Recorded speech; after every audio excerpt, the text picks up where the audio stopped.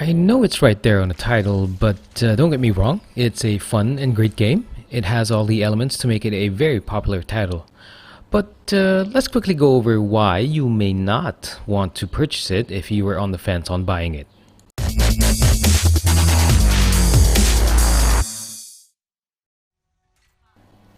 Hey, you've got Crave here, and it's really nice when companies host open betas for their soon-to-be released titles. I mean, it gives you a good feel of the game when if you're looking at it, and it's like purchasing a monitor. You'd want to know how the display actually looks when tested, or when you're purchasing a TV. Blizzard has done it with Overwatch, and which is their buy-to-play first-person shooter. So the game is a very polished game which focuses heavily on team play, and I'm putting an emphasis on the words team play because it's really difficult to dominate as any character. Yeah, sure, it's possible to get your kill streaks with some characters like Widowmaker or Hanzo, but when you look at the abilities of all the characters, it limits your playstyle and you have to depend on your team to follow through. Now, solo domination in public games seems very possible, but not in serious matches. And before I get into my thoughts on why you may not want to purchase it, so much content has been out for Overwatch, so let's quickly just recap what we know so far, so you can also get a background of things if you're hearing about this game for the very first time.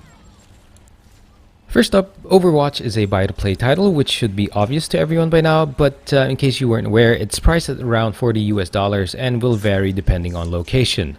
So there is no single-player campaign, in case you were wondering. The third thing I want to mention about the game is that it very much reminds me of Dota if it turned into an FPS game with variations in objectives.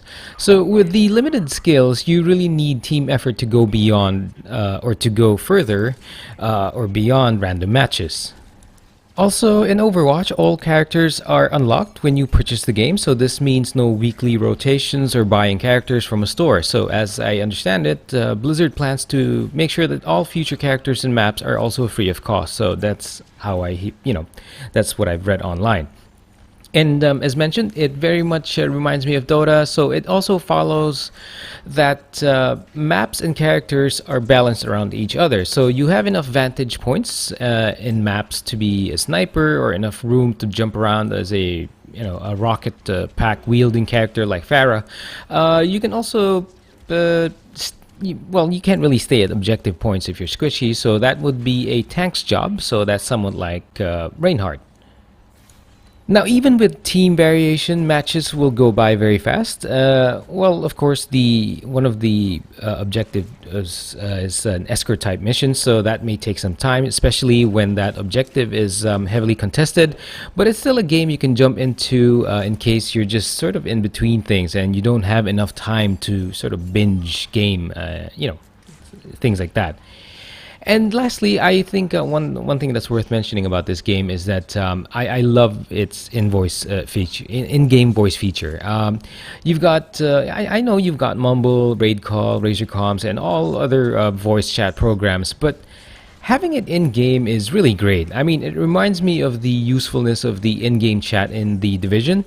Now, what that means is that I don't have to fire up a third-party app just to talk to people, and I don't have to invite them or join a voice server. It's all automatic. I mean, of course, I think in consoles, I don't play a whole lot of PS4, but I think for consoles, you do have that automatically. So on PC, it's a third-party thing. With Overwatch, it's all included in the game. And yeah, that was the very, very quick recap. Now let's go over why the game may not be for you. I mean, personally, I think there are three things that I feel may sort of turn off some gamers in the longer term. So, the first thing is that, yeah, sure, it's cheaper than your average title, but remember, it doesn't include a campaign.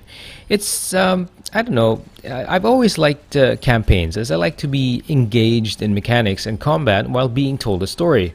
And I know some games, some multiplayer games do very well, even though they're only multiplayer, but you also have games like Battlefield and Call of Duty. Yeah, I know the campaigns in those games can be cliched and sort of just short. I think the last COD game I played, it was just around 3 hours or wait, even less. The campaign lasted much less time, and I could be misremembering. But anyway, yeah, I do want to see campaigns and games. Even though it's cheaper, it's 40 US dollars.